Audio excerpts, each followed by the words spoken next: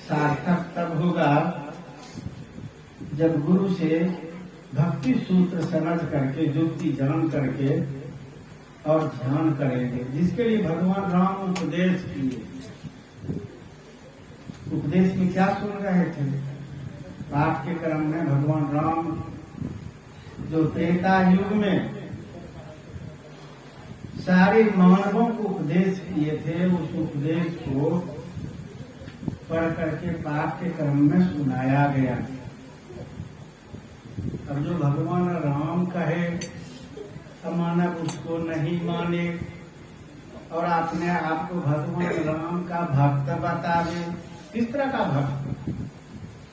भगवान कृष्ण यहाँ आए नर रूप में और सारे मानवों को उपदेश किए कि मानव का कल्याण कैसे होगा। गीता उपदेश कर दिए और मानव माने नहीं, भगवान कृष्ण की बात को माने नहीं, कहे कि हम भगवान कृष्ण के भक्त हैं। भगवान राम की बात को माने नहीं, कहे हम भगवान राम के भक्त हैं। शिव जी की बात को माने नहीं, कहे हम शिव जी के भक्त हैं। तो किस तरह के भक्त? भगवान राम के उपदेश को पाठ के क्रम में आप लोग सुन रहे थे। बड़े भाग मानुष तन पावा, सूर दुर्लभ सब ग्रंथ ही गावा। घबराते रहे ना आप लोग, सवाल हुआ पूछ लेते तो बढ़ जाएगा, तो कोई दिक्कत नहीं। चलिए तब यहाँ ध्यान रखिए। पूछ लिए हम पहले, आपने कह सकते समय जैसी कर दिए। चलिए भगवान राम का उपदेश सुने, जरा समझ लीजिए क्या कहे भगवान राम। बड़े भाग मानुष तन पावा, कि बड़े भाग देवता तन पावा। ऐसा कह रहे मनुष्य शरीर में जो भी है, ब्राह्मण क्षत्रिय वैश्य शूद्र सार भेदभाव नहीं की भगवान राम की। बड़े भाग ब्राह्मण तन पावा, क्षत्रिय तन पावा, ऐसा भी नहीं बोले। बड़े भाग मानुष तन पावा। क्यों कह रहे हैं इस तरह से? सब एक समान भगवान के नजर हम जो भक्ति करेंगे वो महान होंगे। मानव एक भक्ति करना था भक्तिहीन, नर सोहई कैसा जल बिनु बारिश देखिया जैसा। मनुष्य शरीर पा करके भक्ति नहीं किए तो भगवान का हमको कोई उनसे नाता ही नहीं, जाति पाति से हमको सरोकार में भक्ति से नाता रखता है। अब वही भगवान राम यहाँ कह रहे हैं कि बड़े भाग से मनुष्य शरीर मिला है, ये देवता को भी नसीब नहीं। सूर दुर्लभ, बड़े भाग मानुष तन पावा, सूर दुर्लभ। सूर मतलब देवता, देवता को दुर्लभ है ये मनुष्य शरीर। और हम मानव को मनुष्य शरीर दिए तो भगवान की कितनी कृपा हुई। हम मनुष्य शरीर पा करके देवता के फेर में पड़ना कहा। भगवान राम कहते कि देवता के फेर में मत रहो, स्वर्ग के फेर में मत रहो। स्वर्ग जाएंगे तो भगवान राम कहते स्वर्ग स्वल्प अंत दुखदायी। मोटी बात समझिए, कोई कमाने के लिए गया पंजाब गुजरात, कमा के धन इकट्ठा कर लिए 10-20 लाख।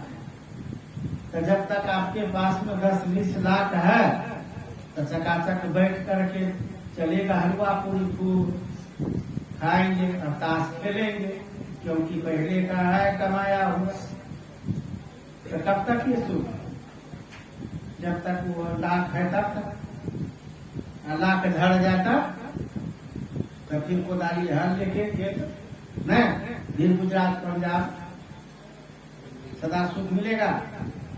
तो वही स्वर्ग सुख है। यहाँ जो पुण्य हुआ अर्जित, उस पुण्य प्रभाव से आप स्वर्ग जाते हैं। जब तक पुण्य का पुण्य दिया तब तक स्वर्ग का सुख भोगते हैं। पुण्य समाप्त होगा फिर स्वर्ग से नरक में आना पड़ेगा। तो बढ़िया हुआ भगवान राम वही कह रहे हैं भगवान राम कह रहे हैं कि स्वर्ग हूं स्वल्प अंत दुखदाई। बड़े भाग से मनुष्य शरीर पाए तो क्या करना है, ताकि स्वर्ग के फेर में मत रहो। स्वर्ग जाओगे तो अंत में दुख होगा, फिर चक्कर लगाना पड़ेगा। तब क्या करें, भगवान राम बता रहे हैं साधन धन मोक्ष कर द्वारा। अभी पाठ के क्रम में सुने, साधन धन मोक्ष कर द्वारा पाई बढ़े ही परलोक समारा। क्या करें, शरीर साधनों का घर अर्थात ध्यान करने वाला शरीर, और मोक्ष का द्वार है इस शरीर में, और अन्य शरीर में नहीं, किसी शरीर में नहीं बता रहे। एक मनुष्य शरीर में मोक्ष तक जाने के लिए द्वार है, जो सबसे बड़ा सुख है मोक्ष। वो सुख प्राप्त करना चाहते हैं तो ये मनुष्य शरीर से होगा। साधना कीजिए, ध्यान कीजिए।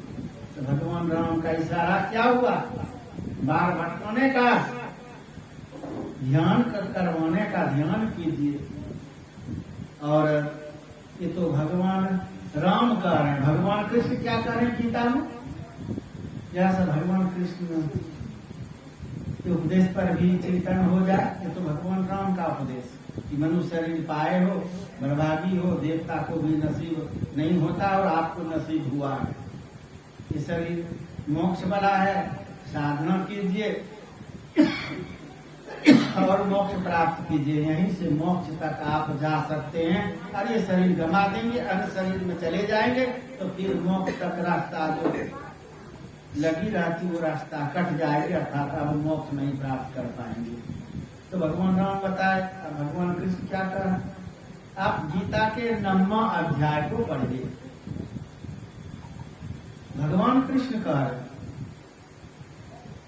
कि देवताओं का व्रत करने वाले जरा पद पर गौर करेंगे और शब्द पर ध्यान देंगे। हमने कहा भगवान कृष्ण कह रहे आपकी गीता में नहीं यकीन हो तो पढ़ लीजिएगा। देवताओं का व्रत करने वाले देवताओं के पास जाएंगे, अर्थात स्वर्ग जाएंगे। कहिएगा कि सब तो काम बन गया। भगवान राम कह रहे ठगे गए, और भगवान कृष्ण भी वही बात कह रहे घुमा के। देवताओं का व्रत करने वाले देवताओं के पास जाएंगे, ठगे गए, कुछ दिन सुख के चक्कर लगाना पड़ेगा। इसलिए संत महापुरुष लोग कहते हैं कि मनुष्य शरीर पाए हो, योग साधना करके मोक्ष प्राप्त करो, स्वर्ग के फेर में मत रहो। तुलसी सत मत तत् गहो, स्वर्ग पर करो आधार। संत महापुरुष लोग तो स्वर्ग पर थूक चाहते हैं, थूक फेंकते हैं। स्वर्ग चाहेंगे, जिस स्वर्ग पर खकार करता थूक फेंकता वो स्वर्ग। ये ना समझ लोग स्वर्ग का आस करते हैं। तो ज्ञानी जन स्वर्ग की बात नहीं करेंगे, वो करेंगे तो मोक्ष की बात करेंगे। तो भगवान राम कहते हैं कि देवता के फेर में पड़े रहोगे तो स्वर्ग जाओगे। देवताओं का व्रत करने वाले, ये साल भर के अंदर जितने व्रत हैं ये देवता तक पहुंचा सकते। भगवान कृष्ण करें देवताओं का व्रत करने वाले देवताओं के पास जाएंगे, पितरों का व्रत करने वाले पितरों के पास जाएंगे। जब स्वर्ग लोक बढ़िया नहीं हुआ तो देवलोक ये पितर लोक बढ़िया होगा। जो बाप दादा माँ बहने ध्यान से सुनिए, आप ही लोग बेसी भटकते गप करने में रहते, ध्यान यहाँ रखिए। हमने कह रहे हैं, गीता कह रही है, भगवान कृष्ण का उपदेश है। तो कारण देवताओं का जो व्रत करेंगे देवता के पास स्वर्ग जाएंगे।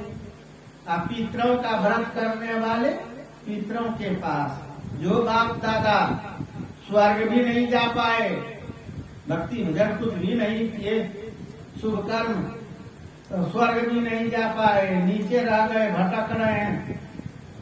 और पितर मिलान वही होता है, मिलाने का काम करता बाप दादा जहाँ भटक रहा है, पी खा करके भक्ति भजन नहीं किया, कुछ शुभ कर्म नहीं किया। भक्ति भजन करते, योग साधना करते तब तो मोक्ष पा लेते, और कुछ शुभ कर्म करते तो स्वर्ग जाते। लेकिन भटक रहे न स्वर्ग प्राप्त कर पाया, और मोक्ष की तो बात ही दूर है। तो जहाँ भटक रहे उसी में मिलाता, किसी को पितर मिलान कहते हैं। यहाँ पितरों का व्रत करने वाले पितर लोग जाएंगे, पितर के पास जाएंगे। बढ़िया हुआ कि और बेसी घाटा में, स्वर्गों से बेसी घाटा में गए। और जो ये पितर पक्ष में जो हो रहा है पर्व, जितिया वगैरह कब था? आजकल ये पितर पक्ष में होता है। आप देखेंगे कैलेंडर को, पंचांग को, डायरी को, पितर पक्ष में पितर लोगों के लिए माना जाता। कुछ लोग कहते हैं संतान के लिए बेटा बेटी, जिसका जो भावना वो बोल देता है, लेकिन ये पितर पक्ष में होता, पितर लोगों के लिए ही होता है। पितर पूजा है समझिए। और इससे भी लोगों का नहीं मन मानता था तो विष्णुपाद गया जी न। तो चलिए, हम विरोध के भाव से नहीं बोलते, जो भगवान गीता में बता रहे वो बता रहे हैं, आपको दिखा रहे हैं, गीता पढ़ लीजिएगा। तो देवताओं का व्रत करने वाले देवताओं के पास, पितरों का व्रत करने वाले पितरों के पास, ये बेसी ठगे गए। और नीचे सुनिए, भिन्न भिन्न भूतों को पूजने वाले भिन्न भिन्न भूतों में जा मिलेंगे। भिन्न भिन्न भूत क्या हुआ? आप गाछ पूजते, गाछ पूजिएगा तो गाछ बनिएगा। आम गाछ कौन कौन बनना चाहते? जरा हाथ उठा देंगे तो माँ बने। भले हम लोग तोड़ तोड़ के खाएंगे ना। कौन कौन आम गाछ बनना चाहते? आम गाछ पूछते हैं, केला गाछ पूछते हैं, अमला गाछ पूछते हैं, पीपल गाछ पूछते हैं, बट वृक्ष पूछते हैं। कौन कौन केला गाछ बनना चाहते हैं? हम ही लोगों का फल होगा, फलारी खूब करेंगे। बोलिए हाथ उठाइए तो नहीं बनिएगा। केला भी ना, आम भी ना, अमला चटनी पीसेंगे तो अमला भी न, तब पीपल खूब हवा दीजिएगा। हम लोग बैठेंगे हवा खाएंगे। बोलिए कौन बनिएगा? पीपल का।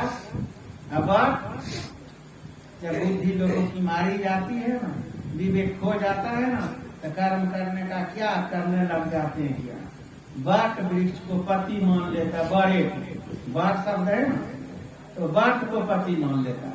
घर में पति है, पति का सेवा नहीं। देखिए मत पूछिए, भक्ति देखिए माँ बहनों।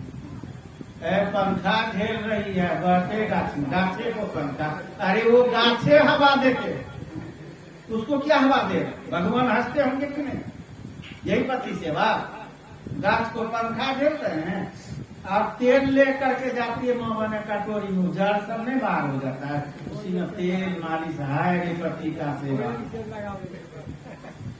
एक सत्संग के अभाव में, विवेक के अभाव में करने का क्या करते हैं? क्या घर में पति है, खूब सेवा करते, खूब हवा तो पंखा झेलते, खूब पाँव दबाते, भोजन कराते, बात नहीं बनाते, गाली नहीं बकते, कटुवचन नहीं बोलते, ये न पति सेवा हुआ। गाछ का सेवा पति का सेवा हो गया। एक बर का गाछ और सब माँ बहनों का पति, हाय बड़े भाग मनुष्य का। यही ज्ञान न हुआ है। देखा देखी भेड़िया दसों संसार है ना। देखा देखी में दो चार माँ बहन है जो करेगी वही सब। सत्संग में हम लोग बताते बताते थक जाते हैं, ग्रंथ इतने सारे हैं, एक पर एक संत महापुरुष समझाते कहते चले गए, लेकिन जीवन बदला नहीं माँ बहन का, तो करवे करेगी उलट पुलट। समझे ना? भगवान कृष्ण कह रहे कि भिन्न भिन्न भूतों को पूजने वाले भिन्न भिन्न भूतों में जा मिलेंगे। गाछ पूजिएगा गाछ बनिएगा, सीधी बात है। पत्थर पहाड़ पूजिएगा, पत्थर पहाड़ बनिएगा। कब्र पूजिएगा, कब्र में जाइएगा। दैत्य दानव पूजिएगा, राक्षस पूजिएगा, वही बनिएगा। एक जगह हम गए थे तो ढेरे खुट्टा खुट्टी था और उसमें चूड़ी फीता सिंदूर लगा हुआ। मैंने पूछा ये सब क्या है? ताकि बाबा ये गोसाई माँ है, गोसाई माँ और गोसाई बाबा। मैंने पूछा गोसाई माँ का गोसाई बाबा का कोई नाम होगा? हाँ बाबा सबका नाम है, कि जरा बता दीजिए कौन कौन जवाब है बता देंगे। तो गिनती गिनाना शुरू किया, कहा कि बाबा ये है कारू दानव, ये है रंगाधारी दानव, ये है अजरेल कजरेल, ये है छेछन पानी। मैंने कहा कि तू भर पानी डूब के नहीं मार सकता है, नहीं मार सकता तू भर पानी डूब करके। गोसाई माँ है, गोसाई बाबा, यो पता नहीं गोसाई माँ किसको कहते हैं, गोसाई बाबा किसको कहते। दो मतलब इंद्रियां, साई मतलब मालिक। इंद्रियों का जो मालिक है, जो स्वामी है, वही ना हुआ गोसाई बाबा। घर में बुजुर्ग हैं, सास ससुर हैं, पति हैं, माँ बाप है, उनका सेवा करना चाहिए था। उलट पुलट दैत्य दानव का पूजा करके गोसाई माँ और गोसाई बाबा का। देखिए घर में एक पिंडा बना करके 5 श्रृंगार देते, कभी समझे आज तक? तो 5 श्रृंगार का क्या मतलब हुआ? गेट में 2 श्रृंगार देते हैं गोसाई घर में घुसने वाले। घर किसको बोलता है? जिसमें जो रहता नहीं। हम लोग मनुष्य शरीर में रहते हैं, जीवात्मा का ये घर हुआ 5 तत्व से बना है, 5 तत्व से निर्मित हुआ है मनुष्य शरीर। इसमें जो रहने वाला जीवात्मा इसका मालिक है, वही मतलब उस पर शासन करता है। आपका हाथ फोड़ना चाहेगा फोड़ने दीजिएगा, अपने जानते। हाथ काटना चाहेगा काटने दीजिएगा। उसमें जो रहने वाला जीवात्मा वो अपने शरीर का सुरक्षा करता, वो घर का वही न मालिक हुआ। लेकिन समझाने के संत महापुरुष कभी इस तरह से बताए थे कि 5 तत्व से ये शरीर का निर्माण हुआ है, इसको सुरक्षित रखो, पवित्र रखो। तो लोग पिंडा बना के 5 श्रृंगार दे दिया। 5 श्रृंगार का क्या मतलब हुआ समझा नहीं। गेट पर 2 श्रृंगार, इसका भी मतलब नहीं समझा। आपके पास में 2 धाराएं हैं, निगेटिव और पॉजिटिव। गुरु से युक्ति जान करके जब ज्ञान करेंगे, दोनों को मिलान करेंगे, तो 5 तत्व से प्राप्त करने वाला शरीर में जो जीवात्मा जो है उसका पहचान कर पाएंगे। ध्यान करेंगे, योग साधना करेंगे, तब आत्मा का साक्षात्कार कर पाएंगे। जो आत्मा का साक्षात्कार कर लेगा वो परमात्मा का साक्षात्कार कर लेगा। बात एक ही है।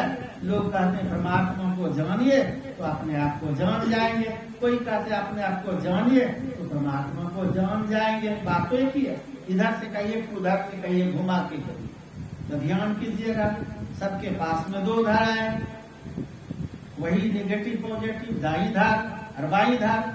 बाई धार निगेटिव है, दाई धार पॉजिटिव है। इसी के लिए भगवान राम साधनाओं का घर बता रहे। ये शरीर ध्यान करने वाला है, लेकिन क्या पता है, किसको पता है? बटा करे। अब दैत्य दानव का पूजा करेगा तो क्या होगा? राक्षस का लोग पूजा करता है, राक्षस का क्या बनेगा? रक्षी मार, हाय रक्षी मार। पुल्लिंग शब्द देखिए, पढ़े लिखे लोग समझ जाएंगे। राक्षस पुल्लिंग शब्द है, राक्षस का स्त्रीलिंग शब्द राक्षसी, और उसी का पद भरण शब्द रक्षी। रक्षी माँ कब से हो गई? घर में माँ है, सास ससुर है, इसको ये माँ नहीं, और राक्षसिया माँ, उसका पूजा लोग बोलते बहुत शक्ति है। शक्ति रहने से क्या होगा? रावण कुंभकर्ण में बहुत शक्ति, राक्षस थे ना। तब राम का पूजा छोड़ करके भगवान कृष्ण का पूजा छोड़ के रावण कुंभकर्ण को पूजिए, पुतला क्यों जलाते? कौन ज्ञान शून्य हो गया है। और सत्संग के अभाव में आपको विवेक भी नहीं होगा। सत्संग से तो आप चिढ़ते हैं, सत्संग से दूर भागते। आप आम गाछ पूज रहे हैं, कहते हैं भगवान की भक्ति कर रहे हैं। आप पीपल गाछ पूज रहे हैं, कहते भगवान की भक्ति कर रहे हैं। दैत्य दानव का पूजा करें, कहते भगवान की भक्ति है। नीचे पद में भगवान कृष्ण कह रहे हैं। पहले तो बताए कि देवताओं का व्रत करने वाले देवताओं के पास, पितरों का व्रत करने वाले पितरों के पास, भिन्न भिन्न भूतों को पूजने वाले भिन्न भिन्न भूतों को जा मिलेंगे। और नीचे कह रहे हैं जो मेरा भजन करेंगे तो मेरे पास आएंगे। कौन सा भजन होगा? सत्संग भगवान का भजन कराता है, यही सिखाता है। तो आप लोगों को बात नहीं जचती है। कहेंगे कि घास मत पूजो, पत्थर पहाड़ मत पूजो, दैत्य दानव राक्षस मत पूजो, तो कहिएगा कि सत्संगिया लोग विरोध करता है। मुंह जोड़ करते भगवान की भक्ति है यही भक्ति हुई। करना था भगवान का, करने लगे घास मिर्च का। करना था भगवान का, पत्थर पहाड़ का, दैत्य दानव का, राक्षस का, भूत प्रेत का जीवन खपा दिया करते भगवान की भक्ति कर रहे। यही तो अफसोस की बात है कि करने का क्या और कर रहे हैं क्या। भगवान राम या भगवान कृष्ण इसीलिए आपको मोड़ दे रहे हैं कि सत्संग में जाएंगे, योग साधना करेंगे, गुरु के अनुकूल चलेंगे, संत महापुरुषों के अनुकूल चलेंगे तो आपके जीवन में सार भक्ति, सच्ची भक्ति होगी और आपका कल्याण होगा। इसलिए भगवान राम साफ स्पष्ट कर रहे हैं उपदेश के माध्यम से, भक्ति स्वतंत्र सकल सुख खानी, बिनु सत्संग न पावही प्राणी। और इससे बेसी क्या कह देते आप? कोई भी प्राणी, साफ कह रहे हैं कि कोई भी प्राणी बिना सत्संग के मेरी भक्ति नहीं पा सकते। लाख अनुष्ठान करते हैं, लाख व्रत करते हैं, इससे क्या सत्संग ठुकरा दिए हैं। तो भगवान राम का वो मेरी भक्ति में कोई प्राणी सत्संग के बिना मेरी स्वतंत्र भक्ति नहीं पा सकते हैं। और जो स्वतंत्र भक्ति नहीं कर पाएंगे कालागमन के चक्र से स्वतंत्र भी नहीं हो पाएंगे। पहले तो प्रश्न ही कर दिए, जो पर लोग यहाँ सुख चाहो, सुनी मन वचन हृदय गिन गाओ। इस लोक में और परलोक में दोनों जगह सुखों का खजाना चाहते हो तो क्या करना पड़ेगा? भगवान राम कह रहे जो मैं कह रहा हूँ ध्यान लगा करके सुनो और मुस्तैदी के साथ अपने अपने हृदय में ग्रहण करो। और कहते कहते यहाँ मेन बात कह दिए कि भक्ति करने से ही सारे सुखों का खजाना प्राप्त कर पाओगे, या लोक और परलोक सुखी होगा। लेकिन ये सत्संग के बिना संभव नहीं है। वही यहाँ भक्ति स्वतंत्र सकल सुख खानी, बिनु सत्संग न पावही प्राण। ये भगवान राम उपदेश केवल उपदेश किए कि अपना भी किए। भगवान कृष्ण केवल उपदेश किए कि अपना भी किए। शिव जी केवल उपदेश किए कि अपना भी किए। शिव जी की बात सुने आप कि शिव जी वैष्णव, शिव जी सत्संगी, शिव जी हर एक सत्संग मानते हैं और शिव जी ध्यान करते हैं। शिव जी गुरु के परम भक्त। तो संत मत का सत्संग हुआ कि नहीं? हम लोगों का गोतिया शिव जी है कि नहीं? अब चलिए, भगवान राम चारों भाई वैष्णव, भगवान राम चारों भाई गुरु के परम भक्त। लोग तो बोलते कभी उम्र नहीं हुआ ये सत्संग ध्यान भक्ति भजन चौथे पन में करने का। तो भगवान राम चौथे पन में बुढ़ा होने के बाद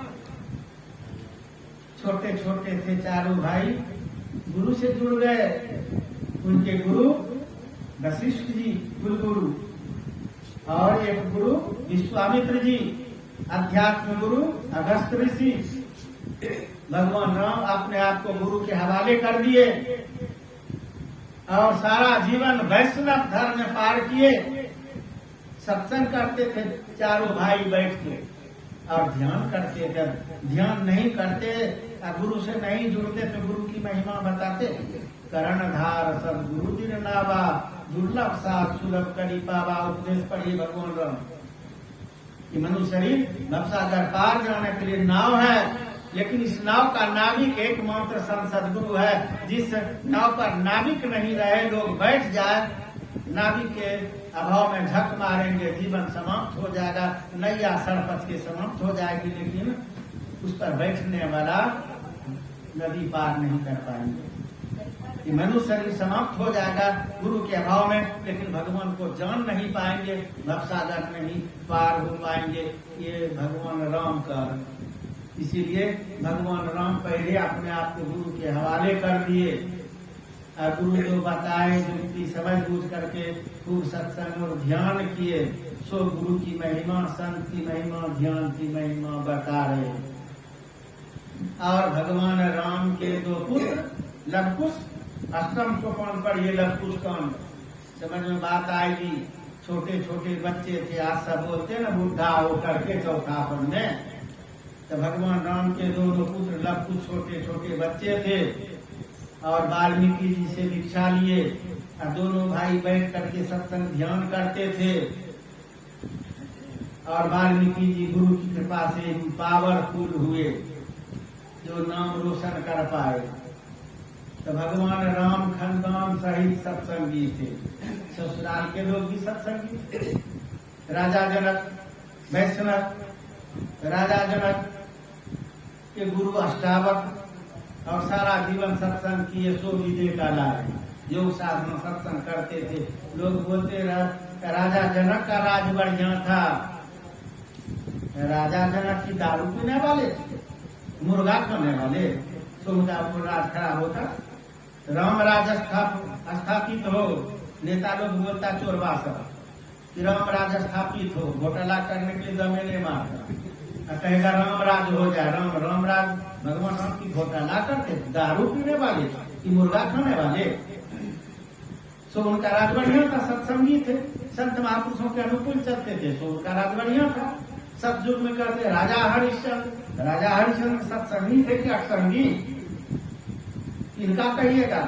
कहते कोई कहते शिवाजी का राज बढ़िया था, जिनका भी राज बढ़िया था ना, तो सबके सब गुरु के भक्त थे, वैष्णव थे, सत्संगी थे, चोर लुच्चा नहीं थे, तो उनका राज बढ़िया था।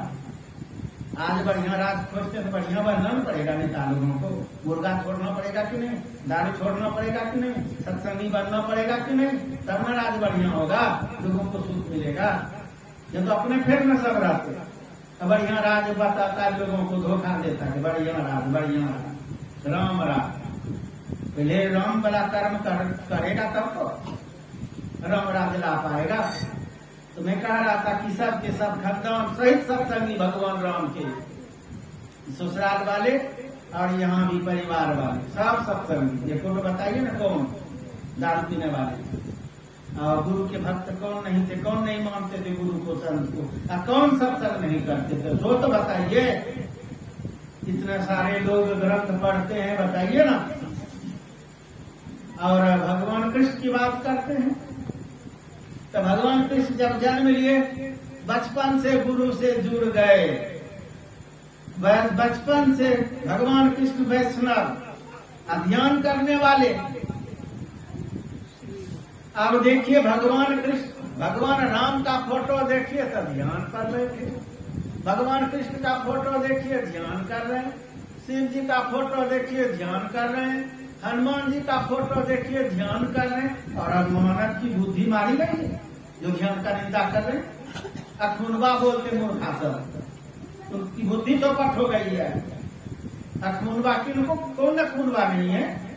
हनुमान जी हमारे संत मत के सत्संगी है, सो वैष्णव है, सो गुरु के परम भक्त है, नित्य सत्संग में आते और ध्यान करते हैं। भगवान राम हमारे संत मत के सत्संगी हैं, संत के अनुकूल चलने वाले हैं, वैष्णव हैं, सत्संग में आते हैं, गुरु से जुड़े हैं, ध्यान करते हैं। तो भगवान राम पूरा परिवार संत मत के सत्संगी थे। और भगवान कृष्ण के संबंध में कह रहा था, हनुमान जी संत मत के सत्संगी सब, भगवान कृष्ण गुरु से जुड़े। इनके गुरु गर्ग ऋषि, दुर्वासा ऋषि और शिक्षा दीक्षा जिनसे लिए तो संदीपन मुनि। तो भगवान कृष्ण गुरु के परम भक्त, अपने आप को गुरु के हवाले किए, खूब गुरु का सेवा किए, गुरु के बताए मार्ग पर चलने का प्रयास किए। आप भागवत महापुराण पढ़िए। जब भगवान कृष्ण बच्चे थे, लोग तो रात में सो जाते थे और ये चुपके से उठ करके रात भर ध्यान करते थे। जब इनकी माँ कभी कभी भोर में उठ करके देखती थी कि देखें इस अवस्था में बच्चा का ख्याल तो माँ करती है, किनारे हो गया गिरेगा कि पड़ेगा क्या, तो माँ देखती है तो अद्भुत चमत्कार बुझाया कि गिरने वाला है। ये उठ करके बैठे ध्यान पर, समाधि लगाए हुए बचपन से। महाजोगेश्वर भगवान कृष्ण ऐसे कहला है, महाजोगेश्वर भगवान शिव ऐसे कहला है।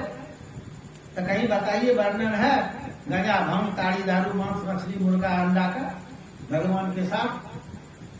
आप कहते हम ही भगवान को मानते, सत्संग या लोग नहीं मानता, उल्टे बोलते, उल्टी बात, मुजोर। सब भगवान हमारे वैष्णव, सब सत्संगी, सब गुरु के भक्त, सब योग साधना करने वाले, सो हमारे सत्संगी माँ बहने भाई बंधु वैष्णव गुरु से जुड़े हैं, सत्संग करते हैं, ध्यान करते हैं, तो कहते हैं आप नहीं मानता, उल्टे बोलते हैं। इनका कल्याण होगा। जरा सोचिए, विचार कीजिए, एकांत में बैठ करके अपने छाती पर हाथ रख करके अपने आप से पूछिए कि सबसे बढ़ करके कौन अनुष्ठान सत्संग है कि और कोई है। समझ में बात आ जाएगी, और जो शेष जीवन बचा है ना वो सार्थक हो जाएगा जब मन में हो जाए कि सत्संग बढ़ करके है, सत्संग के बिना किन्हीं का कल्याण नहीं हुआ है तो हमारा भी नहीं होगा। अगर ये बात मन में आ जाए तो समझ लीजिए भगवान कृपा कर दिए, सदगुरु की कृपा हो गई और आपका कल्याण होगा ही। लेकिन जहाँ चीड़ हो भीतर भीतर सत्संग से, ईर्ष्या हो, द्वेष हो, तो समझ लीजिए भगवान की कृपा नहीं है और संत महापुरुषों की कृपा नहीं, आपका करोड़ जन्म भी उद्धार होने को है नहीं। इसलिए माँ बहने भाई बंधु अपना उद्धार चाहते, कल्याण चाहते, मनुष्य शरीर पाए हैं, सत्संग अपनाइए, लोगों की बहकावी पर मत रहिए, गुरु के चरणों में अपने आप को समर्पण कीजिए, युक्ति जान करके, और भगवान की सच्ची भक्ति कीजिए। कौन कहता है कि भगवान की भक्ति नहीं कीजिए? कहाँ सुन लिए कौन सत्संग में जो आप कहते भगवान को नहीं मानते? एक सद है तो सब सद है, एक सत्संग सबकी भक्ति है। जो सत्संग अपनाए वही भक्त कहलाए और बड़ा बड़ा काट करके दिखाए। सोपत जी महाराज तहलका मचा दी, घंटा बजा के दिखाए, डोम सत्संग अपना करके महान हुए हैं। रविदास जी महाराज कठौता में गंगा बहा करके दिखाए हैं, जात के चमार ये सत्संग अपना करके महान बने, महान कहलाए हैं। मीराबाई जहर पी के पचा के दिखाई है। कितना उदाहरण दिया जाए, सबके सब कबीर साहब को 72 बार कसमी दिया और बाल बका नहीं कर पाया, मुर्दा को भी जिंदा करके दिखाए। तैलंग स्वामी मुर्दा को जिंदा करके दिखाए। और गोविंद वासे सुन रहे थे कि पहले अमृत विद्या जानते थे। कौन जानते थे? शुक्राचार्य ने। अमृत विद्या तो सदा संत लोग जानते, वो करते नहीं है। प्रकृति के साथ खिलवाड़ नहीं करना चाहते हैं। सब संत जो शांति को प्राप्त कर लेते उनके पास में तुम आ सकती है, मुर्दा को जिंदा कर सकते हैं, प्रकृति को नोच नचा सकते हैं। कहते कबीर साहब भैंस को वेद पढ़वा दिए, जो संभव नहीं लगा। मरा हुआ गाछ को हरा भरा कर दिए, मुर्दा को जिंदा कर दिए, और ईसा मसीह भी मुर्दा को जिंदा कर दिए। संत है। तैलंग स्वामी मुर्दा को जिंदा कर दिए। आपके समझ जो महापुरुष की झांकी है, इन्होंने भी मुर्दा को जिंदा कर दिए। सब जगह मुर्दा को जिंदा करते थे नहीं। हृदय पिघल आया कोई भक्त की भक्ति देख करके, सो कहीं खास जगह पर ऐसा कर देते, नहीं तो खिलवाड़ नहीं करना चाहते संत महापुरुष। उनके पास में आज भी अमृत है, जिंदा कर देंगे, मानता हूं। जिंदा करने से दानव लोगों को, राक्षस लोगों को शुक्राचार्य जी महाराज जिंदा कर देते थे, मोक्ष तो नहीं दिला देते, जिंदा कर देते थे। राक्षस जीव करके फिर वही करते थे, देवताओं के साथ, इंसान के साथ वही खुरापाती करते थे। जिंदा करने से क्या फायदा हुआ? अगर उनके अंदर का खुरापाती हटा देते। संत संत का काम है कि भीतर का जो राक्षस है, शैतान है, उसको हटा दे। अंगुली माल जैसे महापापी को उद्धार उनका कर दे, रत्नाकर जैसे पापी को इंसान बना दे, संत बना दे, डाकू गोबा को संत बना दे। ये संत का काम है। और मुर्दा को जिंदा कर दिया, वही जिंदा होकर के फिर खुरापाती करेगा तब। इसलिए मुर्दा को जिंदा क्या? मुर्दा को जिंदा तो असली जिंदा तो जो मरा हुआ आदमी जीते जी दूषित कर्म पड़ा हुआ वही तो मुर्दा हुआ। उसको सत्संगी बना दिया, वैष्णव बना दिया, योग साधना सिखा दिया, जिंदा कर दिया, नहीं हुआ। मुर्दा को जिंदा करना मरा को जिंदा कर देगा तब। और ये संत ही कर सकते हैं। सत्संग वो पावर है, सत्संग वो जड़ी है जो आपको महान बना सकता है। सब महान बना है, आप तो पीछे रहेंगे लेकिन चिढ़िए नहीं सत्संग से। तब देखिए तो, और सदा आज भी आपको लगता है आप बुराई देखते हैं सत्संगी लोगों का, सो बोलते हैं। आप में उनमें कितना धरती आसमान का अंतर है, कभी मिलान करते हैं? उनके जीवन में जीव हत्या का पाप, मांस नहीं खा रहा है, दारू नहीं पी रहा, आपसे कितना महान है, कितना श्रेष्ठ है।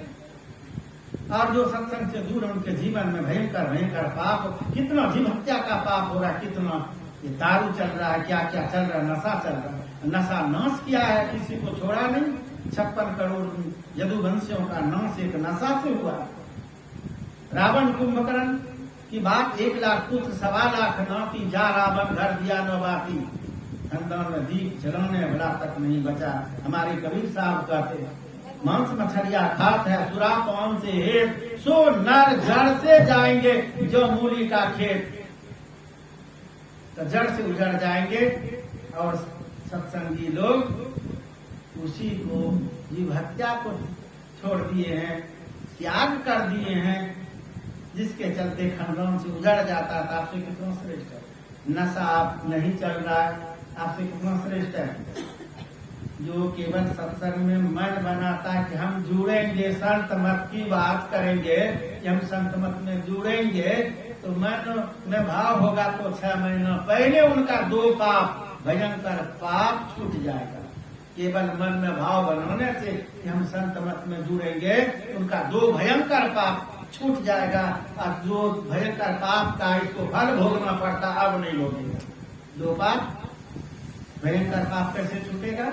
संत मत की बात आप लोग बराबर सुनते हैं कि जो संत मत में जुड़ना चाहते हैं, दीक्षा लेना चाहते हैं, तो जो 6 महीना पहले नशा और हिंसा का त्याग कर चुके हैं, बाकी जीवन में संकल्प ले लिए हैं कि अब जीवन में नहीं चलेगा, वो संत मत में दीक्षा ले सकते हैं। तो आप मन बनाएंगे हम संत मत में जुड़ेंगे, तो 6 महीना पहले हटेगा कि नहीं? 6 महीना होगा, आप फिर बाकी जीवन में संकल्प अब नहीं चलेगा, तो आपसे बचेंगे फिर? जीव हत्या का पाप लगेगा, भोगना पड़ेगा। कहता हूँ, कभी साहब करते, कहता हूँ कहीं जा तू मानो का हमार, जाका अगर तू काटी होता फिर काट तो आज इसके गर्दन पर चाकू चलाएंगे, कभी तो आपके गर्दन पर रोज चाकू चलाएंगे। नहीं तो विष्णु पुराण पढ़िए, हम लोग तो नहीं छप पाए। सदन कसाई की जीवनी पढ़ी, केवल पकड़ने में मदद किया था। इसके चलते वो ब्राह्मण कुल में था, अब नीचे कुल में आ गया, कसाई की यहाँ जन्म हुआ, जिसका नाम हुआ सदन कसाई। कथा बड़ी लंबी है, हम तो एक भी कथा नहीं सुना है, केवल संकेत कर। और वो दोनों हाथ उस कर्म के चलते जीव हत्या में केवल हाथ बटाया था, जिसके चलते उनका दोनों हाथ कट करके भूमि पर गिरा था। आप पढ़ के देख सकते विष्णु पुराण, हम लोग ने घुसा है। लेकिन कोई सत्संगी का दिखा दीजिए तो कर्म फल भोगना पड़ा। ऐसे महाभारत पढ़ते हैं तो धृतराष्ट्र अंधा हुआ। धृतराष्ट्र अंधा हो गया था। क्या अंधा हुआ था? एक जन ने कछुआ का आंख फोड़ दिया था, उनकी जीवनी वर्णन है। सो इस जन में अंधा पैदा लिया, कछुआ का आंख फोड़ दिया था तो अंधा पैदा हुआ। आज कछुए को लोग खा जाता, वो क्या होगा? आंख फोड़ा था तो अंधा बना, आज कछुआ को खा के बैठ जा रहा, क्या होगा उसका फल? एक जगह बता रहा था कछुआ को कैसे खाता है, ताकि पकड़ करके हंडी पानी दे के आग में खौलाते हैं। अब सोचिए कितना कष्ट, किस तरह से तड़पाए, और ये फल इसको भोगना पड़ेगा। इसीलिए जो जीव हत्या के पाप से बच रहे हैं सत्संगी लोग, और आप उसको तुच्छ समझ रहे हैं। जीव हत्या के पाप से बचिए, कितना खाइएगा तो भोगना पड़ेगा। ये तो अंधा हुआ, कछुआ का फोड़ दिया था, 100 पुत्र मारे गए, उनकी जीवनी वर्णन है। एक जन ने 100 हंस का अंडा बना बना के खाया था। किसी ग्रंथ में हंस का बच्चा मांस बना बना के खाया था, 100 को खा गया। जिज्ञा का गुलाम हो जाता है मानव ना। बढ़िया लगता बोलता है, बढ़िया स्वादिष्ट भोजन। 100 हंस का बच्चा खाया था 100 जन्म के पहले, और वो कर्म फल पीछा नहीं छोड़ा। यहाँ आकर के उनके 100 पुत्र मारे गए। भगवान कृष्ण से प्रश्न किया था, भगवान कृष्ण देखने की शक्ति दिए थे, सो धृतराष्ट्र अपने जन्मों को झांक करके देखा, तो क्या क्या किया था, अपने जन्म किसके चलते हुआ, समझ में बात आ गई, रोने लगे। ताकि किसी का दोष नहीं, हमारे कर्म का ही दोष है, हमारा ही किया हुआ कर्म उसका फल मिला। नहीं तो दोष दे रहे थे भगवान कृष्ण को, आप करवाए, पांडव का रक्षा किया, हमारे वंश को जाए। समझ में बात आ गई तब अब रो रहे हैं, सुबह आ रहे, कहते नहीं हमारे कर्म का फल। इसलिए मनुष्य में वर्णन है कि जीव हत्या का पाप 8 अग्नि को लगता है।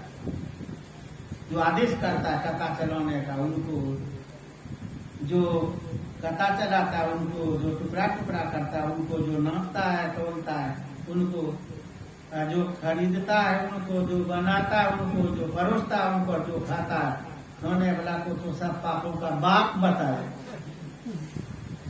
वो नहीं खाएगा तब कोई जीव हत्या का, कोई नहीं खाएगा तब कोई जीव हत्या का पाप नहीं। खाता है मजे से तो उसके चलते सबको पाप लगता है। कितना खाइएगा, कभी साफ करते, तिल भर मछली खाए थे, कोटि गौ करे दान, काशी करवट ले मरे तो भी नरक निदान। तिल बराबर कितना होता है तिल, उतना सा कोई मांस मछली अंडा खा लेगा, भयंकर जीव हत्या का पाप लगेगा। तिल बराबर खाने वाला समूचे मुर्गा खाता है, नौ तक सटा देता है, तिले बराबर खाएगा। तो कभी साफ करते, तिल बराबर खाने से पाप लगेगा भयंकर, और उस पाप को हटाने के लिए करोड़ों करोड़ गौ दान करेंगे, तब भी आपको नरक जाना पड़ेगा। स्वर्ग भी नहीं, मोक्ष की बात तो छोड़ दीजिए, तो भी नरक निदान। लाख पूजा पाठ कर लीजिए, बाहरी अनुष्ठान खूब कर लीजिए, व्रत उपवास उपासना कर लीजिए, जीवन चौपट हो रहा है, क्योंकि आपको ज्ञान नहीं हुआ, विवेक नहीं हुआ, संत के सलाह पर नहीं चल रहे, ग्रंथ को नहीं मान रहे, भगवान के उपदेश को नहीं मान रहे, इसलिए नरक लिखा है निश्चित, तो भी नरक निदान। इसलिए बचिए, और बचने का यही जगह है ये सत्संग। सत्संग में आप जाएंगे, सुनेंगे, समझेंगे, ज्ञान होगा, आप बच जाएंगे और आपका कल्याण भी होगा। सो सत्संग जरूरी है सबके लिए, बूढ़े बच्चे जवान सबके लिए, नर नारी सबके लिए, सबको ज्ञान सत्संग से मिलता है। गंगा में डुबकी लगाएंगे तो तन का मैल धुलेगा, मन का मैल नहीं धुलेगा कभी। सत्संग रूपी गंगा में गोता लगाएंगे तो मन आपका निर्मल होगा, मन चंगा तन कटौती में गंगा, भगवान का साक्षात्कार कर पाएंगे। मन को निर्मल बनाइए, पवित्र बनाइए, और ये सत्संग से होगा। कहते रहेंगे समाप्त होगा, कहने के लिए तो बहुत बातें हैं, बहुत रात्रि हो गई है, और इधर अब संकेत भी हो गया, चढ़ गया उधर। हम लोग उसका भी आसार देख रहे थे कि पहले करते तो नहीं करने देता खत्म, उधर से खबर होता है और बढ़ाइए और बढ़ाइए। आप तो नहीं कहेंगे बढ़ाइए, आप समय पर अपने छोड़ें तो कौन कहेंगे बढ़ाइए, समयो बेसी हो गया। हाँ, आपको बाकी रह गया। चलिए अंत में एक सोहर भजन हो जाए, बच्चे का जन्मदिन है, एक सोहर भजन अंत में हो जाए, तब आपकी होगी। श्री सद्गुरु महाराज की जय।